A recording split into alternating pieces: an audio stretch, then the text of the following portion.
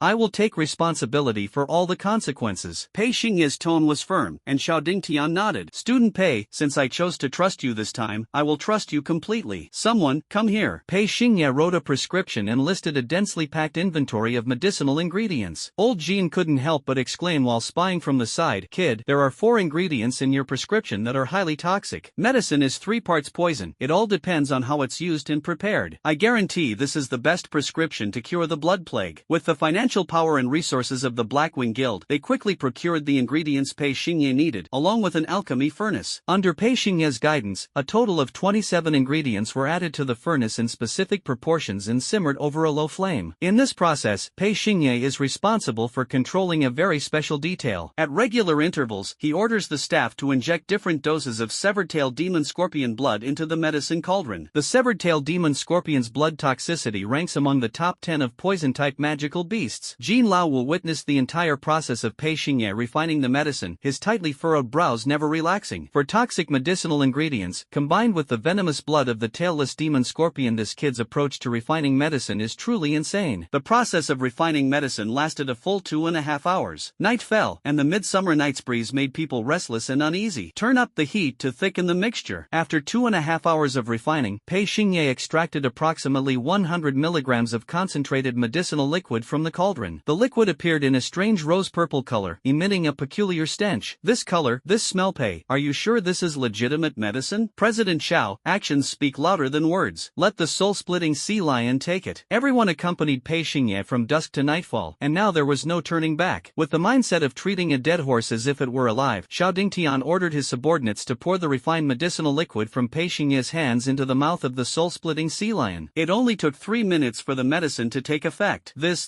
Incredible! This medicine can really cure the blood plague. At this moment, a medical miracle is unfolding. 3 minutes, the wounds on the split soul sea lion quickly healed, sprouting fresh tissue. 5 minutes, the wounds scabbed over and stopped bleeding. 10 minutes, the split soul sea lion had already recovered from its paralysis, letting out an excited howl. After 15 minutes, Jin Laowu was already dumbfounded. This is impossible. Before this, there had been no successful cases of curing the blood plague in the Yanxia Empire. Old Jin, a silver-ranked imperial healer, had exhausted all his medical skills and could only slow down the onset of the blood plague. Pei Xingye made a slight move and, with an unfathomable prescription, directly conquered the century-old challenge of the blood plague. This is a small step for Pei Xingye, but a giant leap for the medical treatment industry of the Yanxia Empire. President, according to the instrument's detection, the physiological indices of the soul-splitting sea lion have all returned to the passing line. The symptoms of blood plague have completely subsided. With more rest, it will recover its health and reach combat standards in less than half a month. It seems the prescription provided by this young man is truly miraculous. Remarkable young man. Xiao Dingtian was stunned for a long time. When he looked at Pei Xingye again, his eyes were filled with undisguised admiration. Student Pei, thank you, truly thank you. I never expected that you, the national top scorer, would also be proficient in the art of healing. Even chronic terminal illnesses like blood plague can be completely cured. Old Jean also sighed on the side. The waves of the Yangtze River push forward the waves behind. The younger generation is truly formidable. Pei Xingye's expression remained unchanged as he calmly said, President Xiao, as long as you provide enough medicinal materials, I can refine enough essence potions to completely cure all the beasts afflicted with blood plague here. That's wonderful. Student Pei, how about this? Join our Black Wing Guild. It won't interfere with your studies at the academy, and if you need any resources, our Black Wing Guild will spare no effort to assist you. 3 years later, when you graduate, we can join forces and run the guild together. Xiao Dingtian extended a sincere invitation, adhering to his golden principle of cherishing talent. Heroes are not judged by their origins, and achievements are not measured by age. Pei Xingye, though young, possesses remarkable skills. With the talent of a national top scholar and the potential to become a gold medal imperial physician, such a talent is unmatched across the country. It's no exaggeration to say that at this moment, in Xiao Dingtian's eyes, even if Pei Xingye were to pick his nose with his bare hands or crack walnuts with his buttocks, he would still appear so pleasing and so outstandingly talented. Pei Xingye smiled and shook his head. President Xiao, I appreciate your kindness. Old Jean complained in a resentful tone, Kid, President Xiao just meant to recruit you as a future partner of the Black Wing Guild. Are you really going to give up such a great opportunity? Pei Xingye explained, after graduation, I will inherit the Scarlet Guild left by my mother. Xiao Dingtian was slightly startled. The Scarlet Guild? Your mother? Oh, it's Lord Pei. Old Jean squinted his eyes and pondered. Lord Pei, the legendary Beastmaster of the old era. Pei Chuzhuang, a figure who only exists in legends now, as times have changed. Her resume and achievements are only partially revealed to the public, and people's opinions about her are mixed. Other information about Pei Chuzhuang, as well as her performance in the Tianqing Whirlpool battle 18 years ago, are classified as top national secrets and are not disclosed to the public. Student Pei, since you are unwilling to join our Black Wing Guild, how should I express my gratitude to you? This favor is too great. Xiao Dingtian cannot afford to owe it. President Xiao, I would like to do some business with you. Only then did Pei Xingye reveal the purpose of his visit. Oh, what kind of business? Pei Xingye began to explain. Although I won't join the Black Wing Guild, I can serve as the therapeutic consultant for the guild. Not just for this blood plague incident, I will also provide rehabilitation plans for for all the guild's beasts with old injuries. Beast tamers often engage in battles year-round, and the old injuries accumulated on their bodies usually cannot be treated with medicine, thereby affecting their combat effectiveness. As soon as Pei Xingye said this, Shouting Tian's eyes lit up. As an exchange, I hope President Xiao can provide me with a piece of private land. As for the location, how about the backyard of the Blackwing Guild? You only need a piece of land? No problem, this deal is done. The two shook hands and exchanged a smile. Late night. Covered in the smell of alcohol, Pei Xingye walked out of the Blackwing Guild's main gate. Xiao Dingtian had invited him for a drink, and the two had a great conversation at the table, deciding to call each other brothers from then on. The undeveloped land in the backyard of the Blackwing Guild is yours. Brother Xiao, thank you. Brother Pei, if you ever need my help in the future, just say the word, and I will do my utmost to assist. Alright, let's have a drink together someday. And so, Pei Xingye acquired a piece of private land for planting the Golden Phoenix Tree. Blackscale City is a harbor-type city, and among the top 10 Beastmaster guilds in the city, at least half of them are plagued by the Blood Plague. In Pei Xingye's plan, why was Shouting Tian's Blackwing Guild specifically chosen? If the map of Blacklin City is regarded as a 5 elements orientation chart, the location of the Blackwing Guild is at the southern end of the map, corresponding to the fire element in the 5 elements. And the Phoenix's resting place, the parasol tree, can only grow faster when planted in land located in the fire position. This is the detail controlled by Pei Xingye. He even factored in feng shui. On this day, Pei Xingye gained a lot. First, he got acquainted with Xiao Dingtian, the president of the Blackwing Guild, even calling each other brothers, thus establishing his first connection. Second, acquire a piece of private land, and the planting and cultivation of the gilded phoenix tree are put on the agenda. So, does this move count as killing 2 birds with 1 stone? No. This move is actually killing 3 birds with 1 stone. The next morning, the third arrow reveals its sharp edge. Pei Xingye's name unexpectedly appeared as the headline on over 300 media platforms. Shocking. The century-old medical challenge Blood Plague has been conquered by national top scholar Pei Xingye. 8 gold medal therapists jointly discuss and highly praise Pei Xingye's miraculous formula. Heroes have always emerged young. An 18-year-old genius excels in both medicine and martial arts. The gold standard of this year's national top scorer continues to rise. After the national exams, Pei Xingye once again became a sensation online, renowned across the country. This time, it was not martial arts that made him famous, but medicine. During an interview with the media, Xiao Dingtian revealed the process of meeting Pei Xingye yesterday in front of the live broadcast cameras. Pei Xingye's miraculous medical skills spread across the country overnight. At the same time, Pei Xingye received invitation letters from dozens of top Beastmaster guilds nationwide. Xiao Dingtian admired Pei Xingye and wanted to recruit him into the Blackwing Guild. So how could the presidents of other guilds not be tempted? Have you heard? The Sky Vault Guild within the Imperial City invited Pei Xingye to join. That's not all. The beautiful president of the Dark Knight Guild, Ji Wangyan, promised that if Pei Xingye joined, he would become the vice president, and she even mentioned setting up a marriage agreement. In short, all the top-ranked guilds on the king-level gold list are extending olive branches to this national champion. Who do you think Pei Xingye will choose? Wait, isn't the Crimson Guild backing Pei Xingye? Buddy, your information is outdated. After Lord Pei Chuzhuang's demise, the Crimson Guild was taken over by a few traitors from the Pei family. Those people only bully Pei Xingye. To drive him out of the Pei family and the Crimson Guild, they'll stop at nothing. This is Pei Xingye's third arrow. In the evening, the school bell rang. At the entrance of Chaos Academy, Pei Xingye was about to go to a roadside stall to eat a bowl of spicy hot pot. Just as he stepped out of the school gate, a crowd swarmed over. They came from the Scarlet Guild, facing Pei Xingye, speaking in unison. Greetings, second young master. Pei Xingye's lips curved slightly. Second young master. What a strange title. From the crowd, a middle-aged man who appeared dignified but was actually sanctimonious stepped forward. He put on a kind and friendly fake smile, walked over to Pei Xingye, and asked about his well-being. Xiao Yi, your uncle came to visit you and brought you some living expenses and beast evolution materials. Have you been adjusting well to life at Chaos Academy lately? Uncle, long time no see. Pei Xingye's smile sent chills down Pei Shan's spine. This is Pei Donglai's father, the acting president of the Scarlet Guild. In terms of blood relations, he is Pei Xingye's biological uncle. At the same time, he is also the person who most wants to kill Pei Xingye. In this era, familial bonds are often powerless in the face of personal interests. Why did Pei Shan travel thousands of miles to Blacklin City? Could it be just to show concern for Pei Xingye? The uncle and nephew stood in opposition, with more and more onlookers gathering. The murmurs of the crowd made Pei Shan flush with embarrassment, guilty as a thief. Hey, I despise these ungrateful wolves the most. I heard that Pei Shan has been suppressing Pei Xingye in order to take over the Scarlet Guild. Really? But he's Pei Xingye's own uncle. In this era where interests reign supreme, do you believe in familial bonds, or do you believe I'm Qin Shi Huang?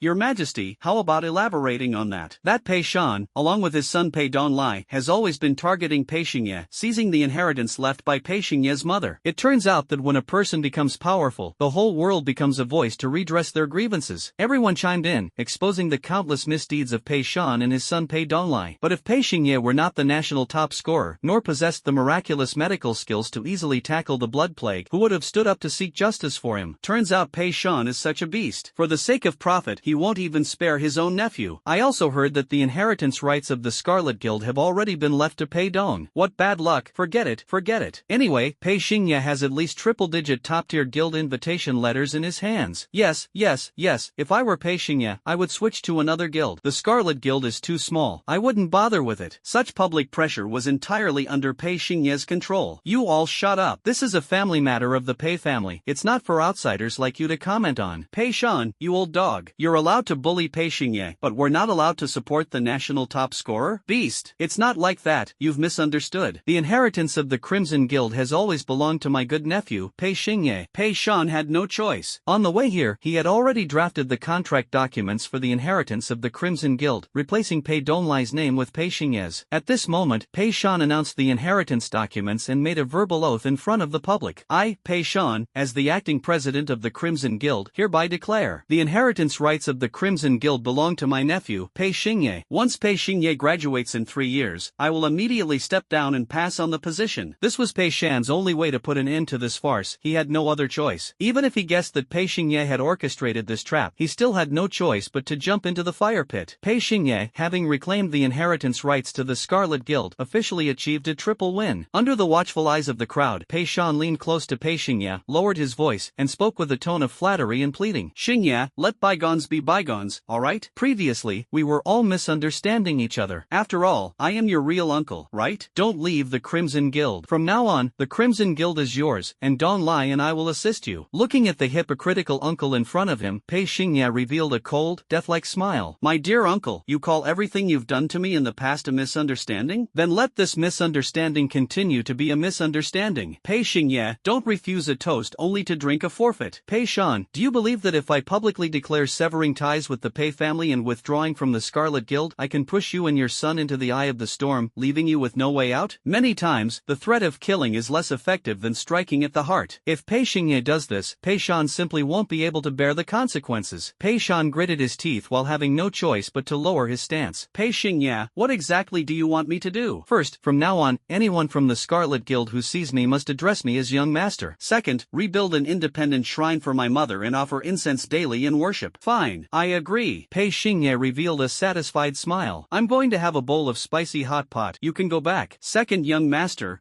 what did you call me? Crimson eyes like blood, staining the night. Young master, we shall withdraw. At this moment, the young man has finally overcome hardships and reclaimed the title of young master of the Scarlet Guild. The night deepens, the moon shines bright, and the stars grow sparse. Pei Xingye ate a bowl of spicy hot pot and returned to the villa apartment. Just as Pei Xingye reached the entrance of the villa, in the courtyard of the villa opposite, Sita Shui, sitting on a rocking chair, called out to him. Pei Xingye, Captain, what's up? Your move is absolutely brilliant. What move? The move to reclaim the inheritance rights of the Scarlet Guild. Pei Xingye gave an awkward smile. Captain, are you paying this much attention to me? Don't forget, our Situ family and your Pei family are both among the 4 major families of Tianyu City. I naturally understand the internal grievances within your Pei family. I'm just puzzled. With this move of yours, Pei Shan clearly has no power to resist. You shouldn't just be reclaiming the inheritance rights to the Scarlet Guild. Pei Xingye raised his eyebrows with a faint smile. So, Captain, you mean I should take the opportunity to force Pei Shan to step down and personally take the position of Scarlet Guild president? Situ Shui nodded. It seems the captain is only good at playing chess, not at understanding human nature. Someone like Pei Shan is a desperate man who would act recklessly when cornered. The identity of the acting president of the Scarlet Guild is his final trump card. If I force him to reveal his trump card now, he will target me at all costs, even if it means mutual destruction. Dealing with him cannot be rushed. After all, right now